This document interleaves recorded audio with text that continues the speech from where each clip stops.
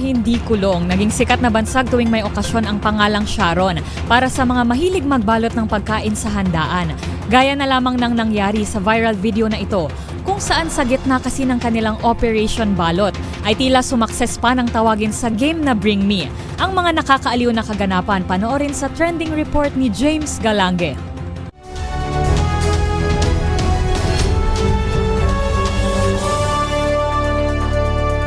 Para sa mga Pinoy, naging double meaning na ang salitang Sharon na kung minsan ay pangalan ng megastar Sharon Cuneta o minsan na may ninja moves na para makapag-uwi ng pagkain galing sa isang okasyon.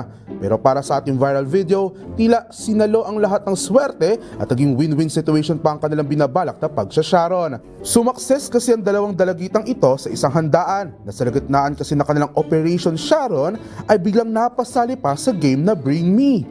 Bring me! Ready! Nakasupot na ulan!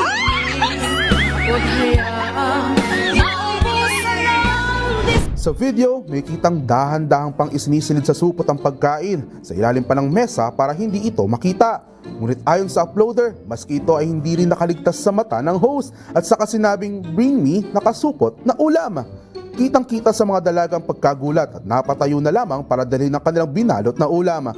Aliw na aliw naman ang mga netizens sa viral video na anila parang predicted ang mga nangyari, habang may nagsasabi namang kasabwat raw umano ng mga bisita ang host.